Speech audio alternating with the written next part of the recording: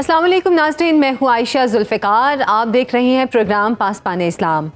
भारत को उसके शिमाल मशरिक से टफ टाइम देने की मनसूबाबंदी, नायब वज़ीर आज़म इसहाक डार का दौरा बांग्लादेश और दो तरफ़ा ताल्लुकात को स्ट्रेटजिक शक्ल देने के लिए कामयाब मुज़ाकरात। काबुल में पाक चीन अफगान सैफरीकी इजलास का सी पैक को अफगानिस्तान तक तौसीह देने का फैसला। अफगान तालिबान की पाकिस्तान को दहशतगर्द ठिकाने ख़त्म करने की यकीन दहानी। और चीनी वज़ीर ख़ारिजा की इस्लामाबाद में वज़ीर आज़म और फील्ड मार्शल से मुलाकात। पाकिस्तान की खुद मुख्तारी की हिमायत और तरक्की में ताउन के अज़्म का इयादा। अमरीकी फ़ॉरेन सेक्रेटरी मार्को रूबियो की सितंबर में पाकिस्तान आमद मुतवक्के।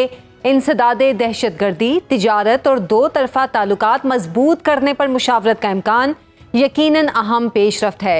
लेकिन दूसरी जानिब तवील हनीमून के बाद अपने नेचुरल पार्टनर इंडिया से अमेरिका के ताल्लुकात में अचानक सर्द मोहरी और रद्द-ए-अमल में भारत का बीजिंग की जानिब गैर मामूली झुकाव, क्या दिल्ली के हुक्मरानों की अमरीकी दबाव से निकलने की सोची समझी हिकमत अमली है, या दबाव में आई इंडियन सिफारतकारी की एक और भयानक गलती, जहां आम पाकिस्तानी आलमी मंजरनामे में पाकिस्तान की गैर मामूली अहमियत पर खुश और मसरूर है, वहीं पाकिस्तान से जुड़े दीगर मौज़ूआत जैसे पाक अमरीका गर्मजोशी और चीन इंडिया ताल्लुकात में ड्रामाई बेहतरी आज दुनिया में सबसे ज़्यादा ज़ेरे बहस हैं। दुनिया के 4 अहम मुल्कों के दरमियान ताल्लुकात की बनती बिगड़ती मुसावात का क्लाइमैक्स क्या होगा?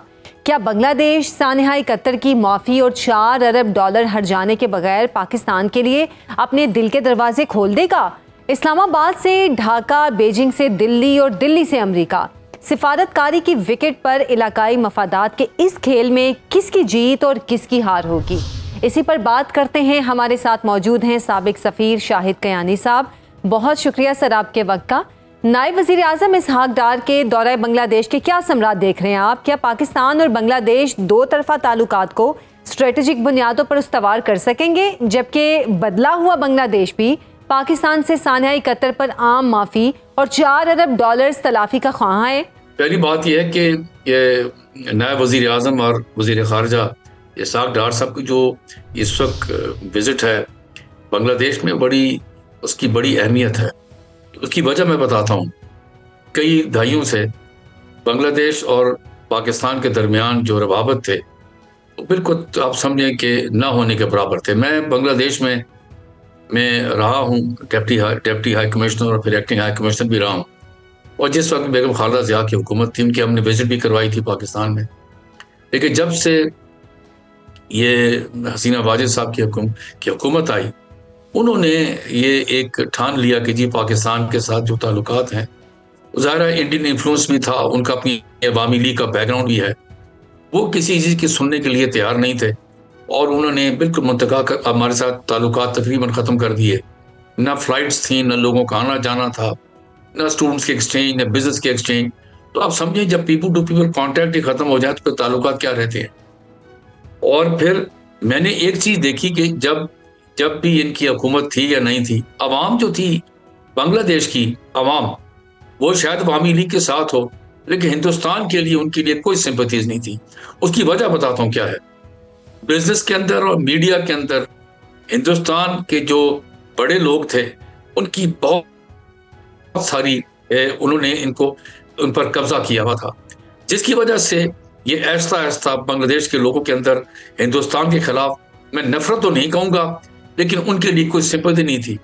हमारे लिए अगर पाकिस्तान के लिए कहें तो ये कहूँगा कि हमारे लिए उनके दरमियान ये था, क्योंकि रवाबत है ही नहीं, तो जो ये प्रोपेगेंडा करते थे, वो जब ज़मीनी हक़ाइक़ को देखते थे अवाम के लोग, तो कहते थे यार ये पाकिस्तान का तो इसके अंदर कोई रोल ही नहीं है। तो हमारे लिए कोई नफरत नहीं थी, लेकिन हिंदुस्तान के लिए कोई सिंपैथी नहीं थी। और आहिस्ता आहिस्ता जैसे ही ये बेगम हसीना वाजिद ने हिंदुस्तान की सुननी शुरू की, तो फिर लोगों के अंदर ये सोच ख्याल आया कि भाई पाकिस्तान का तो वो रोल ही नहीं है, क्यों के खिलाफ इतनी नफरत है। हिंदुस्तान की वो हर बात को मानती थी और उनसे उनका इन्फ्लुएंस बढ़ता गया, और आखिरकार आपने खुद देख लिया कि इनकी हुकूमत को उन्होंने बाहर निकाला। जबकि ये जा रहे हैं, इसके अंदर वीज़े भी अब जो कुछ दिनों में, जो कुछ महीनों में ये जो एक्सचेंज हुई, विजिट्स हुई, हमारी फॉरेन सेक्रेटरी मैडम आमना बलोच भी वहाँ गई, कुछ बिजनेसेस भी गए, डिफेंस की वहां पर डेलीगेशन पाकिस्तान आए, यहाँ से वहां गए, तो एक राह हमवार हो गई है ताल्लुकात को बेहतर करने की अरसा दराज के बाद। अब जबकि ये जा रहे हैं डिप्टी प्राइम मिनिस्टर और फॉरेन मिनिस्टर इसहाक डार साहब, मैं समझता हूँ कि नया बाब खुलेगा पाकिस्तान और बांग्लादेश के दरमियान। जहां तक आपका सवाल था कि जी माफी का, तो ये एक सब्जेक्ट है जो मैं समझता हूँ कि डिस्कस ही नहीं होना चाहिए। जो पीछे था, जो कुछ हो चुका, उसमें हमें भी अफसोस है, उनके लोगों को भी अफसोस है। बस हम इतने से हमें करना चाहिए। हमें आगे का सोचना चाहिए कि आगे क्या करना है। अवाम जो दोनों हैं, उनके ताल्लुकात बढ़ाने हैं, बिजनेसेस बढ़ानी है, डिफेंस कोऑपरेशन बेहतर करना है। ये फ्लाइट्स का हो रहा है कि फ्लाइट्स भी वहां जाएंगी, तो ये है जिसमें अवाम जो है उसको फायदा पहुंचे। जब अवाम को फायदा पहुंचेगा, ताल्लुकात भी बेहतर होंगे। तो हम तो ये सोचते हैं कि नया बाब खुलेगा। देखें बेगा, अपने इसहाक डार साहब वहां जाते हैं, अपने काउंटर पार्ट को मिलेंगे, अपने प्रोफेसर यूनुस साहब को मिलेंगे, सदर को भी मिलेंगे। तो इंशाल्लाह ताला मैं समझता हूँ कि नया बाब खुलेगा। अच्छा सर, गुज़श्ता दिनों चीनी वज़ीर ख़ारजा की इस्लामाबाद मौजूदगी के दौरान आपको भी पाक चीन मुख्तलिफ इजलासों में शिरकत का मौका मिला। इस तनाजुर में आपसे जानना चाहूँगी कि चीन पाकिस्तान अमरीका के बढ़ते ताल्लुकात को कैसे देख रहा है? जी, ये चीन की वज़ीर ख़ारजा वांग यी जो हैं, ये बड़े ही सुलझे हुए और एक बड़े ज़बरदस्त स्टेट्समैन हैं। ये कम्युनिस्ट पार्टी ऑफ वियतनाम में बड़ी सीनियर पोजीशन में। इनका यहाँ आना, जरा आप थोड़ी इसको प्लीज समझने की कोशिश करें। ये ऐसे ही नहीं आए।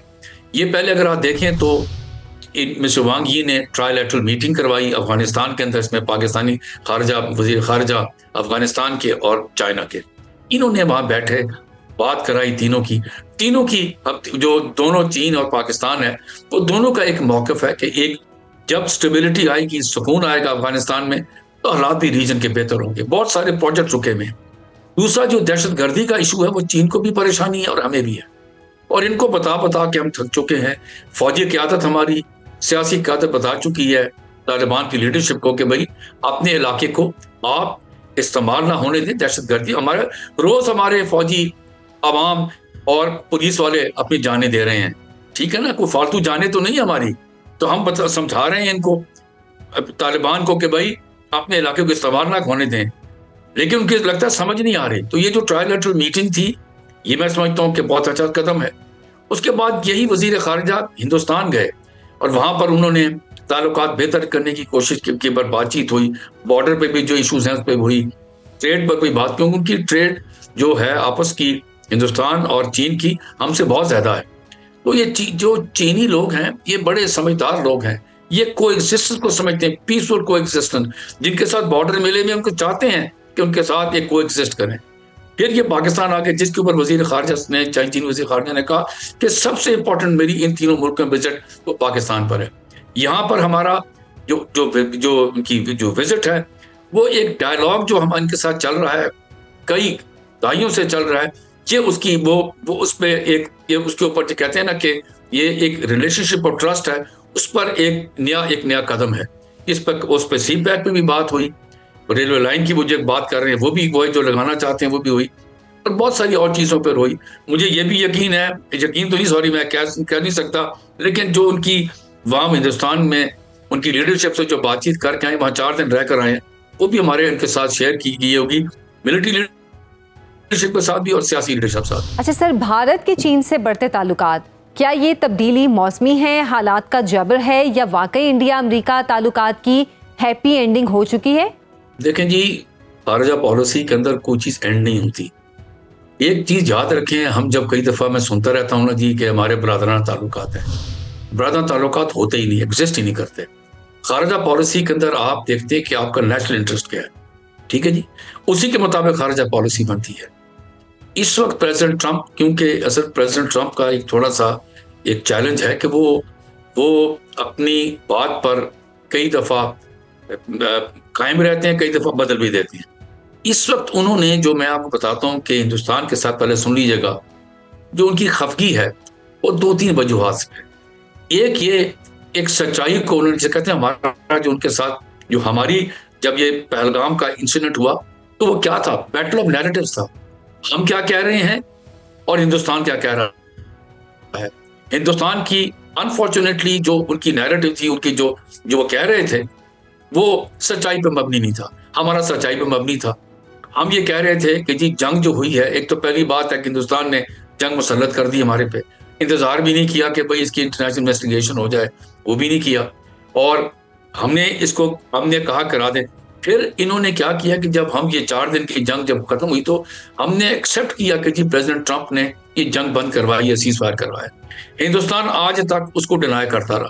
देखें ना, ये भी ज्यादती, मैच्योरिटी नहीं है। अगर आप इंडिया कहता है मैं बड़ा रीजनल पावर हूं, तो भाई वो लीडरशिप के अंदर वो अक्लमंदी भी तो होनी चाहिए, दानिशमंदी होनी चाहिए। तो ये उन्होंने किया। टैरिफ के इशू के ऊपर ये अपने अपने वो जो कहते हैं फुट ड्रैगिंग करते रहे। तो ये चीजें प्रेसिडेंट ट्रंप को भी लीडर है, दुनिया का सबसे बड़ा इस वक्त ग्लोबल पावर है, उनको चीज ये पसंद नहीं आई, जिसकी वजह से और फिर जब उन्होंने देखा कि इतना बड़ा मुल्क जो है वो ये 4 दिन की जंग के अंदर मार खा गया, तो ये चीजें बहुत सारी जमा होकर प्रेसिडेंट ट्रंप को उन्हें नाराज किया हुआ है। लेकिन कोई एंड नहीं होती, क्योंकि अगर आप देखा जाए तो अमेरिका और चीन के दरमियान मैं समझ तसादम तो नहीं है, लेकिन मुकाबला है, इकोनॉमिक मुकाबला भी है, डिफेंस मुकाबला भी है।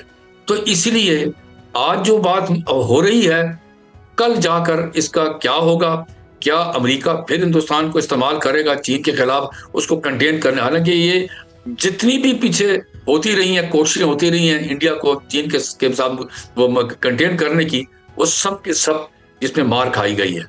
तो ये मैं इस वक्त मैं नहीं कह सकता कि पत्थर पे लकीर है आज क्या है, लेकिन हिंदुस्तान इन जनरल और प्राइम मिनिस्टर मोदी इन पर्टिकुलर, दोनों ने अपनी इमेज को बहुत बुरी तरह डैमेज किया है, ग्लोबली भी और अमेरिका के अंदर, स्पेशली उनकी लीडरशिप के अंदर। अच्छा, पाकिस्तान की खारिजा पॉलिसी में क्या बुनियादी तब्दीली देख रहे हैं आप? यानी कि आज बांग्लादेश से काबुल और बीजिंग से वाशिंगटन मुख्तलिफ सिफारती मुहाज़ों पर माजी के बरक्स पाकिस्तान की मुसलसल पेशकदमी नजर आ रही है।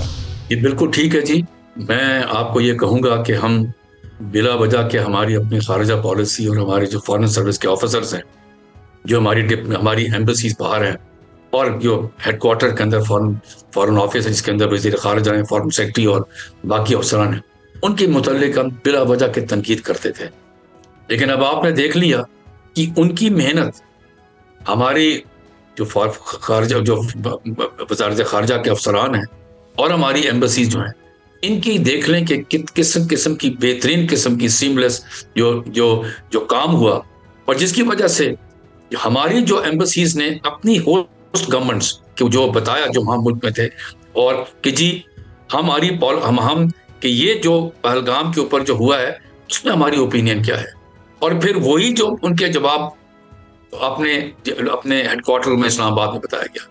फिर जो आप देख लें कि DGISPR और फिर हमारे जो स्पोक्स पर्सन थे, इनकी आपस में देखें कि कितना एक पेज पर थे, और इसकी वजह से एक मैसेज गया बाहर कि पाकिस्तान का एक विगरस, एक बहुत ही एक्टिव पॉलिसी है और जो सच्चाई पे बेस्ड है। तो ये मैं समझता हूँ बड़ी हमारी खारजा पॉलिसी पे कामयाबी है। उम्मीद करते हैं कि अगर हम इस तरह जारी रहे तो हमारी इमेज और भी बेहतर हो। बहुत बहुत शुक्रिया। शाहिद कयानी साहब हमारे साथ मौजूद थे। नाज़रीन, पाकिस्तानी शाहीनों ने जब 5 इंडियन राफेल गिराए तो अमेरिका ने फौरी तौर पर क्या किया? भारत के खिलाफ मार्का हक की कामयाबी ने खित्ते में ताकत का तवाज़ुन ही नहीं बदला, बल्कि अमेरिका के हथियारों के मेयारात भी बदल दिए। ब्लूमबर्ग मैगजीन के मुताबिक 7 मई को पाकिस्तानी फाइटर जेट ने 100 मील की दूरी से चीनी PL-15 मिसाइलों के जरिए 5 भारतीय राफेल गिराए तो सबसे पहले अमेरिका ने फिक्रमंदी के साथ एयर टू एयर मिसाइल चीनी मिसाइल टेक्नोलॉजी की बर्तरी को तस्लीम किया, इसलिए कि 300 किलोमीटर रेंज वाले चीनी PL-15 के हम पल्ला अमरीकी मिसाइल डेपो में कोई मिसाइल मौजूद नहीं था। अमेरिका का अब तक एयर टू एयर ज़्यादा से ज़्यादा 100 मील रेंज का हामिल मिसाइल AIM-120 है, जबकि चीन 2023 में 248 मील या 400 किलोमीटर रेंज वाला PL-17 भी ऑपरेशनल कर चुका है। अमेरिका को पाकिस्तान का शुक्रिया अदा करना चाहिए कि पाक फ़ज़ाइया के शाहीनों के हाथों 100 मील की दूरी से 5 भारतीय राफेल की तबाही ने पेंटागन की आंखें खोल दी और फौरी तौर पर अमरीकी मिसाइलों की रेंज का जायजा भी लिया गया। हाल ही में अमरीकी फौजी हुकाम ने air to air missile technology में चीनी बर्तरी के खात्मे के लिए AIM-260 मिसाइल पर काम तेज करने के लिए $1 अरब फंडिंग की दरख्वास्त की है। AIM-260 air to air missile का $30 अरब का प्रोजेक्ट 2017 में शुरू हुआ, जिसकी टाइमलाइन 2022 की थी, लेकिन ताहाल एडवांस टेक्नोलॉजी मिसाइल पर काम जारी है, जबकि मिसाइल ऑपरेशनल करने की तारीख फिलहाल सामने नहीं आई है। अमेरिका चीन की air to air missile marathon और पाकिस्तानी शाहीनों की महारत पर बात करेंगे। हमारे साथ मौजूद हैं एयर कोमोडोर खालिद चिश्ती साहब। बहुत शुक्रिया सर आपके वक्त का। सबसे पहला सवाल आपसे ब्लूमबर्ग की रिपोर्ट के हवाले से मैं करूंगी, जिसके मुताबिक पाकिस्तानी फाइटर जेट्स में नस्ब जो चीनी PL-15 है, उसने 100 मील की दूरी से इंडियन राफेल गिराकर अमेरिका को चौंका दिया है। तो सर, क्या हम चीन की air to air missile technology में अमेरिका पर सबकत को तस्लीम कर लें? बहुत शुक्रिया आयशा मुझे इनवाइट करने का। बड़ा अच्छा आपने इंट्रो दिया है, वो इस वजह से कि इससे पहले वाकई ये एक वर्ल्ड रिकॉर्ड है जो मिसाइल हमने यहाँ पे माशाल्लाह 175 और तकरीबन 198 किलोमीटर के दरमियान, हमने 200 किलोमीटर के दरमियान जो शूटिंग हुई है हिंदुस्तान के जहाज़ों की, ये वर्ल्ड रिकॉर्ड दो तरह से है। एक तो ये लॉन्गेस्ट रेंज का है और दूसरा ये रात को हुआ है, रात के 12:30 बजे। ये आमतौर पर जितने BVR पहले हुए हैं वो आमतौर पर दिन के हुए हैं। जो लॉन्गेस्ट रेंज की शूटिंग हुई है वो मैं आपके व्यूअर्स के लिए आसानी के लिए बता देता हूँ। वो गल्फ वॉर में हुई थी। इराक के जहाज थे MiG-25 एक तरफ से और F-15C जो है वो अमेरिकन जहाज है वो एक तरफ थे। अमेरिकन जहाज ने जो मिसाइल फायर किया था उसकी मैक्सिमम रेंज उस वक्त जो रिकॉर्ड है वो 140 किलोमीटर है जो उन्होंने फायर किया था, जिसे उन्होंने टारगेट किया था। लेकिन सिनेरियो थोड़ा सा मुख्तलिफ था। उसमें गल्फ वॉर में इराक के ना कोई एयर डिफेंस था, एयरफोर्स ना होने के बराबर थी, यानी एयर सुप्रीमेसी थी अमेरिका की, उधर रेजिस्टेंस ही कोई नहीं थी और एक जहाज को मारा गया था।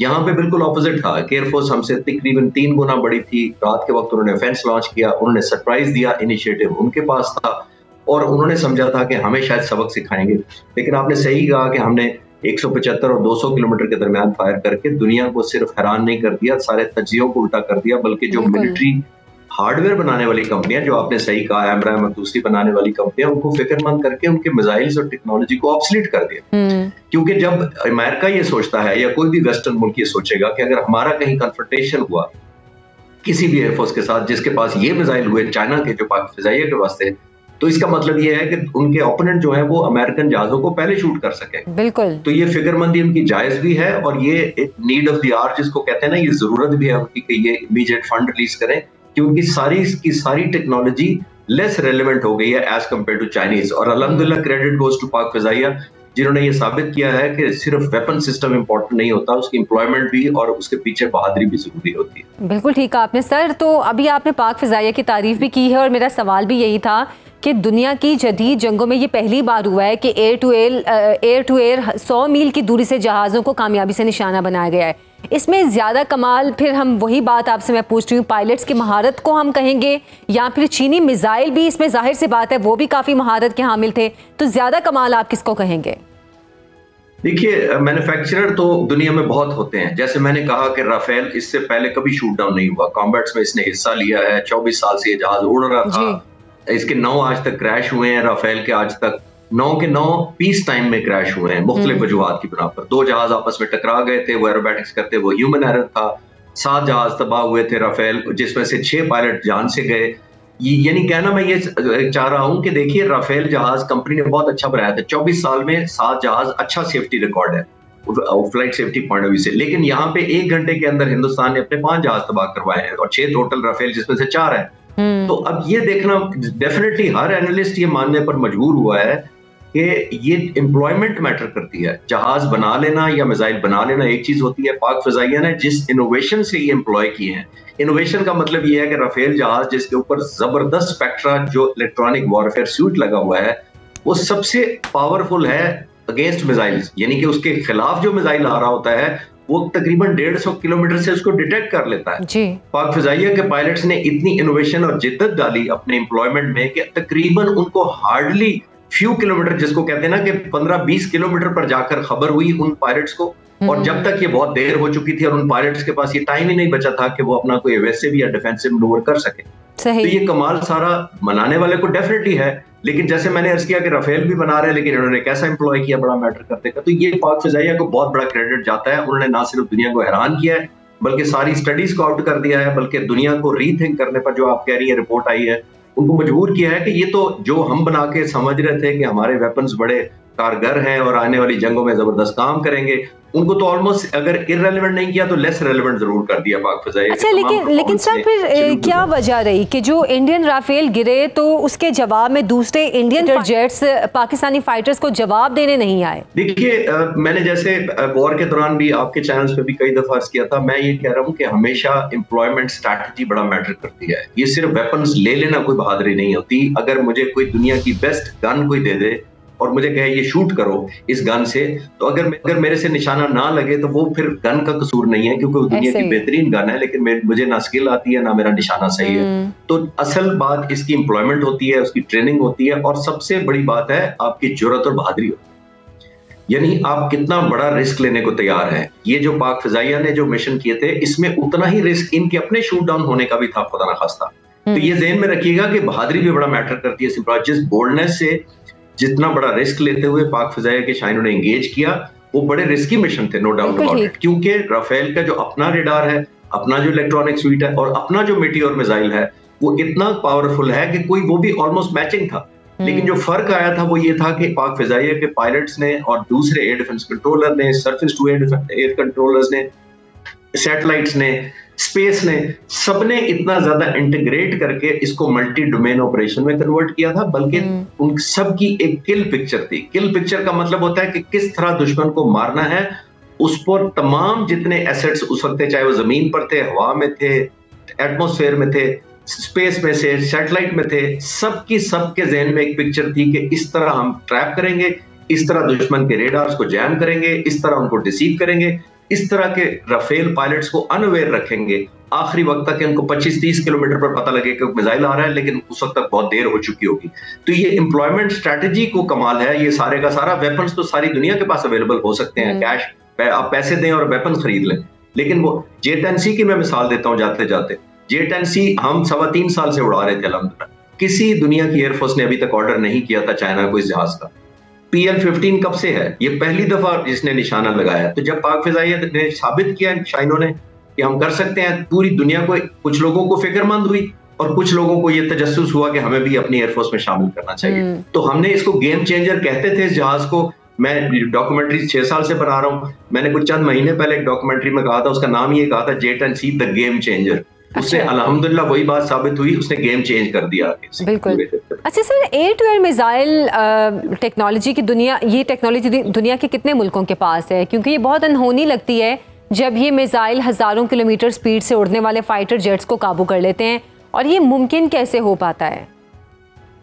देखिए, मिसाइल बुनियादी तौर पर मोस्ट जो 5-6 बड़े-बड़े मुल्क हैं जो ताकतवर हैं, उनके पास ये टेक्नोलॉजी है। अमेरिका के पास है, रशिया के पास है, चाइना के पास है, तुर्की बनाने की कोशिश कर रहा है, रूस के पास है, डेफिनेटली है। तो ये होता क्या है कि इसके अंदर जैसे ये PL-15 की आपने मिसाल दी, मैं उसकी मिसाल से आपको एक्सप्लेन करने की कोशिश करता हूँ। ये वेपन, ये 2 स्टेज मोटर या बूस्टर होता है इसके अंदर।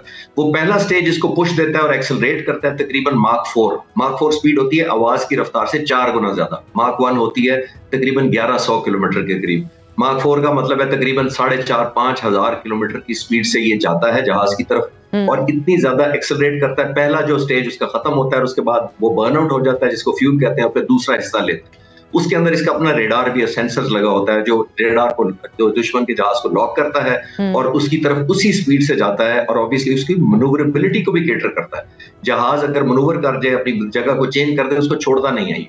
तो PL-15 का ये भी कमाल है और इतनी प्रिसीजन से ये फायर किया गया। और जैसे मैंने कहा कि पाक फ़िज़ाइया के पायलट्स ने इस हद तक डिसीव किया उनको, ये बहुत काबिले तारीफ बात है। बहुत दुनिया कोशिश करेगी कि इसने क्या किया। हिंदुस्तान ने, आपने नोट किया होगा, उन्होंने जो वेपन्स के कोई रैकेज मलबा उठाया उसको वो स्टडी पर ले गए हैं। वेस्ट भी ये कोशिश करेगा कि क्या चाइनीज ने किया हुआ है। लेकिन असल बात जो आप और मैं बात कर रहे हैं वो सिर्फ वेपन्स की नहीं होगी, इंशाल्लाह ताला एम्प्लॉयमेंट की होगी, जो पाक फ़िज़ाइया ने 3 साल में मास्टर की थी इन जहाजों के आने के बाद। और वहां पे राफेल में 5.25 साल से ऑपरेट कर रहे थे, लेकिन वो इस तरह इंटीग्रेट अपने जहाज को और अपने वेपन्स को उस तरह नहीं कर सके जितना पाक फ़िज़ाइया ने किया। अच्छा सर, आखिर में क्या चीनी असलहा खानों में PL-17 से आगे भी किसी मिसाइल टेक्नोलॉजी पर काम हो रहा है? जी आयशा, PL-21 पे भी हो रहा है। वो अच्छा। तकरीबन 400 किलोमीटर प्लस रेंज का मिसाइल है जो अब बनने जा रहा है, लेकिन हमें ज़हन में रखना पड़ेगा कि जब आप 400 किलोमीटर प्लस पे फायर करना चाहते हैं तो आपको एक रेडार भी उतना ही पावरफुल चाहिए होता है। बिल्कुल। ये जो J-10C पर जो रेडार लगा हुआ है, ये 2 से 250 किलोमीटर तक देखता है और जाहिर है 200 किलोमीटर तक इसने मिसाइल फायर भी किया है। तो जब आप 400 किलोमीटर PL-21 चाइना बनाने की अभी फाइनल स्टेज पे है, जब वो बना लेंगे, ऑलमोस्ट फिनिशिंग स्टेज पे जिसको कह सकते हैं वो है, तो वो इंटीग्रेट कर रहे हैं ऐसे रेडार को भी जो 400 किलोमीटर तक दुश्मन के जहाज को ना सिर्फ देखे, लॉक करे, बल्कि इस मिसाइल को रवाना भी करे और ताकि वो हदफ पर पहुंच सके। ठीक है, बहुत बहुत शुक्रिया खालिद चिश्ती साहब आपके वक्त का। नाज़रीन, क्या आप देखें कि गजा की भूख से बिलबिलाते बच्चे किसका इंतजार कर रहे हैं। इसराइल आजकल गजा के मासूमों पर भूख के हथियार से हमलावर है और ये हमला इतना शदीद है कि रोटी के लिए बिलबिलाते फ़लस्तीनी बच्चे इस उम्मीद पर मौत की आरजू करने लगे हैं कि जन्नत में जाकर खाना तो खा लेंगे। ये मासूमाना जुमला महज एक जुमला नहीं, बल्कि नाम नेहाद महज़्ज़ब दुनिया के मुंह पर पड़ने वाला एक तमाचा है। गजा को जेल बनाने और अहले गजा पर भूख का इफरीत छोड़ने के बाद अब इसराइल का अगला हदफ मगरबी किनारा और E1 सेटलमेंट प्लान है। E1 सेटलमेंट प्लान आज़ाद फ़लस्तीन रियासत का क़याम रोकने का अमली मंसूबा जो शिमाली और जनूबी यरूशलेम को एक दूसरे से जुदा करता है। 4000 आबादकार घरानों के लिए गैर कानूनी यहूदी बस्ती का क़याम अमल में लाता है और आज़ाद फ़लस्तीनी रियासत के तसव्वुर को मौत के घाट उतारता है। इसी पर बात करेंगे। हमारे साथ मौजूद हैं एडवोकेट सिद्रा सदोज़ई। बहुत शुक्रिया सिद्रा आपके वक्त का। गजा में इस वक्त कहत और भूख से निढाल फ़लस्तीनियों पर फायरिंग के वाक़यात आम हो चुके हैं। ये जदीद और महज़्ज़ब दुनिया में इंसानी तारीख़ की बदतरीन सफाकी है। मशरिक़ वुस्ता से स्कैंडिनेवियन तक क्यों कोई भी कुछ नहीं कर पा रहा अब तक? देखिए, इस वक्त जो गज़ा की सूरत हाल है और जो फ़लस्तीन की सूरत हाल है, उसको हम कह सकते हैं कि ये सिस्टमैटिक जेनोसाइड है। जेनोसाइड का मतलब सिर्फ ये नहीं है कि आप बमबारी कर दें और आप बमबारी करने के बाद जो है वो इलाकों को ख़त्म कर दें। आपने वहाँ पे पानी की सप्लाई को रोक दिया है, आपने वहाँ पे जो है वो खुराक को फराहम करना बंद कर दिया है। आपने देखा होगा कि पिछले दिनों मिस्र से वो कुछ बॉटल्स के अंदर भर भर के खुराक के खुश्क आइटम्स भिजवाए जा रहे थे। आपने ये देखा है कि अभी पिछले दिनों एक मुआहिदा हुआ था जिसके अंदर अरब कंट्रीज शामिल थे, हमारे पास USA शामिल था और हमारे पास जो है वो इसराइल शामिल था और वो सारे काम कर रहे हैं इधर आपके पास जो है फ़लस्तीन के अंदर पानी की साफ फराहमी पे, लेकिन वही पानी जो है वो फ़लस्तीन के मुसलमानों के लिए अवेलेबल नहीं है। आपने स्कैंडिनेवियन कंट्रीज़ की बात की तो देखिए इस वक्त जो है वो हालात बहुत बेहतरी की तरफ जा रहे हैं। जब से ये E1 मुआहदे की बात शुरू हुई है, जब से डिस्प्लेसमेंट की या लैंड ग्रैबिंग का मामला शुरू हुआ है, तो उसके बाद से हम देख रहे हैं कि पार्लियामेंट ऑफ यूरोप, उसके अलावा डिफरेंट कंट्रीज़ के अंदर से बहुत आवाज़ें उठ रही हैं कि जिनकी वजह से फ़लस्तीन को तस्लीम करने की बात की जा रही है। बिल्कुल बिल्कुल। अच्छा सिद्रा, डेविड कॉरिडोर के बाद इसराइल का E1 सेटलमेंट प्लान भी सामने आ चुका है। इस हवाले से बताइएगा कि ये E1 सेटलमेंट प्लान है क्या और क्यों इसके बारे में बात की जा रही है? पहले तो मुझे ये डेविड कॉरिडोर के ऊपर ज़ाती तौर पे थोड़ी सी जो है वो तशवीश भी है और ज़ाती तौर पे थोड़ा सा इसके ऊपर मुझे लेकिन डेविड कॉरिडोर आपने अरब ममालिक को सेंट्रलाइज कर दिया या आपने अरब ममालिक से जो है वो अपने वेस्टेड इंटरेस्ट को पूरा करवाने के लिए आप एक डेविड अकॉर्ड का नाम ले लें या आप उसको इब्राहिम अकॉर्ड का नाम ले लें। आप इब्राहिम अकॉर्ड के जो है वो लेकर आ रहे हैं, डेविड अकॉर्ड को लेके आ रहे हैं। तो द थिंग इज़ कि इस टाइम पे हम लोगों को आलमी बरादरी को ख़ास तौर पे इस चीज़ को समझने की ज़रूरत है कि बहुत सिस्टमैटिकली पहले जिस तरीके से USA जो है उसने इन्वेड किया इराक़ को, जिस तरीके से अरब कंट्रीज़ को इन्वेड किया, अब उसी तरीके से आपका अगला हदफ जो है वो हमारे एशियन कंट्रीज़ हैं। बिल्कुल। अच्छा सिद्रा, E1 सेटलमेंट प्लान मगरबी किनारे से मुतालिक है। क्या इस मंसूबे का अनफ्रीज किए जाना तनबी नहीं कि गजा की बर्बादी के अब मगरबी किनारे पर बसने वाले जो 30 लाख फ़लस्तीनी हैं उनकी बारी है? मुरब्बा किलोमीटर जो है वो एक लाइन बिछाई जा रही है जिसमें तकरीबन 35,000 घरों को बनाने का एक मंसूबा शुरू हो रहा है, आपका E1 मंसूबा। और उसके अंदर जो बद्दू कबाइल हैं इस वक्त मौजूद हैं जो वहाँ पे फ़लस्तीन में, उनको डिस्प्लेस किया जा रहा है। बिल्कुल। और इस तरीके से यरूशलेम का बाकी के इलाकों के साथ जो है वो राब्ता, ज़मीनी राब्ता, आपकी आमद व रफ्त का राब्ता, आपकी नकलो मकानी, आपका रसद तरसील, हर चीज़ को ख़त्म किया जा रहा है। आप ये देखिए कि अमेरिका ने यरूशलेम को के अंदर अपनी एम्बेसी बना दी थी और उसको इजराइल के साथ जो है वो कनेक्ट करके कि जी यरूशलेम के ऊपर तो सबको पता है कि तो फ़लस्तीन का कैपिटल है, आप फ़लस्तीन से और यरूशलेम से इन दोनों चीज़ों को अलग अलग नहीं कर सकते। लेकिन आप ये देखिए कि इसराइल को बहुत मजबूत करने के लिए वहाँ पे अमेरिकन एम्बेसी का बन जाना, फिर यरूशलेम का जो है वो उससे ज़मीनी राब्ता मुनक़ता करना, और फिर 18 बद्दू कबाइल जो कि इस वक्त वहाँ पे मौजूद हैं उनको इंटरनेशनल लॉ में को यूज़ किया जाता है लैंड ग्रैब टर्म के नाम से, यानी आप उनसे लैंड ग्रैब कर रहे हैं, आप उनकी ज़मीन उनसे छीन रहे हैं और उनको फोर्सफुली डिस्प्लेस कर रहे हैं। इसके ऊपर आप ये देखें कि फ्रांस की तरफ से बहुत ज़्यादा बैकलैश आया है। यूके ने इसराइल के सफ़ीर को बुलाया है और बुला के ये क्लियर कट धमकी दी है कि अगर ये मामला यहाँ पे सेटल नहीं होता तो 22 सितंबर हम फ़लस्तीन को तस्लीम कर लेंगे। उसके अलावा ऑस्ट्रेलिया से, कनाडा से, इवन माल्टा जैसे कंट्रीज से, माल्टा जैसी स्टेट्स जो हैं वो अब इसके ऊपर आवाज़ उठा रहे हैं कि अगर ये मामला यहाँ पे सेटल डाउन नहीं होता तो हम इनको हम फ़लस्तीन को एज एन इंडिपेंडेंट स्टेट तस्लीम करेंगे। इसके साथ साथ जो है जनरल असेंबली के अंदर इस मामले को ले जाने की भी बात हो रही है। अच्छा सिद्रा, अमरीकी सदर दुनिया में 7 जंगों के सीज़ फायर का क्रेडिट लेते हैं, क्या ही अच्छा होता कि वो गज़ा सीज़ फायर का क्रेडिट भी लेते। हालांकि 2 हफ्तों में सेटलमेंट की बात होती रही, लेकिन अब उस 2 हफ्ते को भी 2 महीने गुजर चुके हैं। सदर ट्रंप इसराइल को गज़ा में जारियत से बाज रखने में अब तक क्यों नाकाम हो रहे हैं? आयशा, अमरीकी सदर यानी डोनाल्ड ट्रंप को प्रेसिडेंट डोनाल्ड ट्रंप बनाने वाला कौन है? क्या उनको प्रेसिडेंट डोनाल्ड ट्रंप बनाने वाले अरब कंट्रीज हैं? क्या उनको प्रेसिडेंट डोनाल्ड ट्रंप बनाने वाले OICs हैं? उनको प्रेसिडेंट बनाने वाले क्या एशियन कंट्रीज हैं? उनको डोनाल्ड ट्रंप को प्रेसिडेंट डोनाल्ड ट्रंप बनाने वाला उनके अपना कंट्री है। तो आप ये देखिए कि जब उनके अपने कंट्री में एक यहूदी लॉबी जो है वो एक्सट्रीमली स्ट्रांग है, जिसको AIPAC का नाम दिया जाता है, और साथ ही उनके पास जो एंजेलिक क्रिश्चियंस हैं, जो ऑर्थोडॉक्स क्रिश्चियंस हैं, जब वो लॉबी इतनी स्ट्रांग है और वही लॉबी तो उनका वोट बैंक है, वो किस तरीके से अपने वोट बैंक को तोड़ेंगे, वो किस तरीके से अपनी लॉबीज़ के अगेंस्ट जाएंगे। उनके मुआशी माहिदे जो हैं वो यहूदी लॉबीज़ के साथ हैं, उनके टेक्नोलॉजी के माहिदे उनके साथ हैं, उनके जो है वो डिफरेंट किस्म के जो कॉन्ट्रैक्ट्स चल रहे हैं इस वक्त, वो अपनी लॉबी को तोड़ के अपने वोट बैंक को तोड़ के अपनी लॉबीज़ के अगेंस्ट जाके तो कभी भी फ़लस्तीन की बात नहीं करेंगे। बिल्कुल। अच्छा, अक़वाम मुत्तहिदा ने भी गज़ा में अब फेमिन डिक्लेयर कर दी है। अब इस सूरत हाल के बाद गज़ा सीज़ फायर का मामला और जो गज़ा का हल जो इसका था, ये मामला किस तरफ जाता नज़र आ रहा है? क्या इसराइल के जो मंसूबे हैं वो मुकम्मल होंगे, या वाकई इस वक्त लग रहा है कि जो ममालिक अभी तक ये कह रहे हैं कि अगर तो इसराइल सेटलमेंट नहीं करता इस मामले को तो हम फिर गज़ा को, फ़लस्तीन को एक रियासत तस्लीम कर लेंगे, क्या ये मामला फिर इस तरफ जाएगा?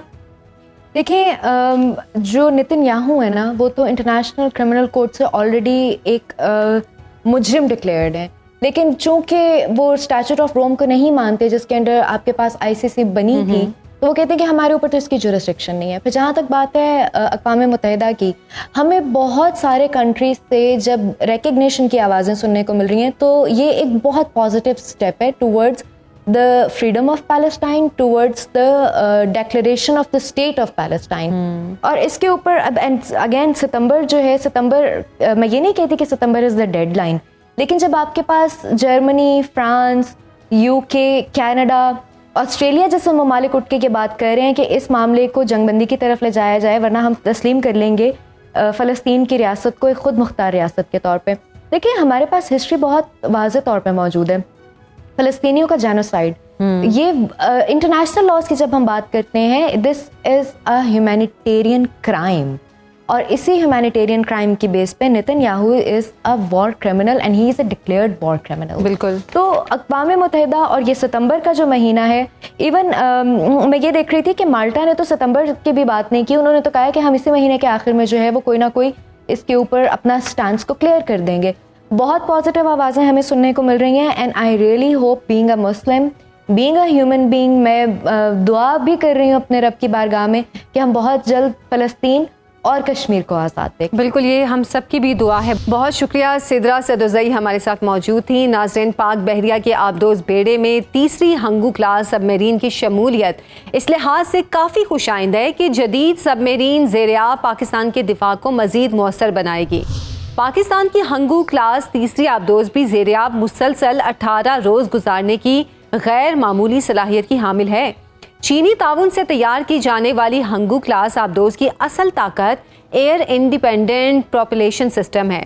जदीद आबदोज में नस्ब ये सिस्टम उसे ज़ेर-ए-आब तवील अरसा गुजारने की ताकत फराहम करता है। हैरत अंगेज तौर पर भारत की जदीद न्यूक्लियर आबदोज AIP सिस्टम के बगैर हैं।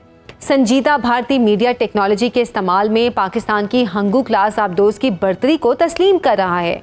भारत का स्कॉर्पियन सबमरीन प्रोजेक्ट 2017 में 270 करोड़ भारतीय रुपयों से शुरू किया गया था, लेकिन स्कॉर्पियन 75 आबदोज की अब तक लॉन्च की जाने वाली 6 की 6 आबदोजें AIP के बगैर हैं, जो यकीनी तौर पर जदीद आबदोजों की अफादियत को कम करता है। एयर इंडिपेंडेंट प्रोपल्शन सिस्टम या AIP से मुराद आबदोज की वो तकनीकी सलाहियत है जो उसे 2 हफ्तों से ज़्यादा मुद्दत तक ज़ेर-ए-आब रख सकती है, जबकि भारतीय जदीद आबदोजें 3 रोज़ से ज़्यादा ज़ेर-ए-आब नहीं रह सकती। इंडिया की 2 न्यूक्लियर स्कॉर्पियन समेत तमाम 16 आबदोजें 2 हफ्तों तक मुसलसल ज़ेर-ए-आब क़याम की सलाहियत से महरूम हैं, जबकि पाकिस्तान 11 फ़ाल आबदोजों में से 3 आगिस्टा आबदोजें 2008 में ही AIP सिस्टम से लेस कर दी गई थी। मजीद 3 हंगू क्लास की नई आबदोजें ज़ेर-ए-आब 18 रोज़ तक क़याम की सलाहियत रखती हैं। 2030 से पाकिस्तान के पास ज़ेर-ए-आब मुसलसल तवील वक्त गुजारने की सलाहियत वाली आबदोजों की मजमूई तादाद 11 हो जाएगी, जो कि पाकिस्तान की समंदरी हुदूद और खुले पानियों में इजाफी जिम्मेदारियों की अदायगी के लिए एक माकूल तादाद है। नई हंगू क्लास आबदोज में फ्रांसीसी हंगू सबमरीन के निस्बत स्टेल टेक्नोलॉजी, चालबाजी और फायर पावर की सलाहियत को ज़्यादा बेहतर बनाया गया है।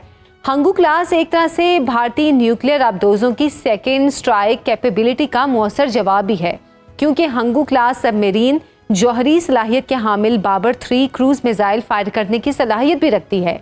बाबर 2 हंगू ही नहीं बल्कि फ्रांसीसी साख्ता आगिस्टा आबदोजों में भी इंस्टॉल किया गया है। PNS खालिद और PNS हमजा में फ्रांसीसी डिज़ाइन करदा मेस्मा AIP सिस्टम की इंस्टॉलेशन भी काबिल फ़ख्र है, जो किसी भी जौहरी तसादुम में ज़ेर-ए-आब तवील ऑपरेशन की सलाहियत रखती है।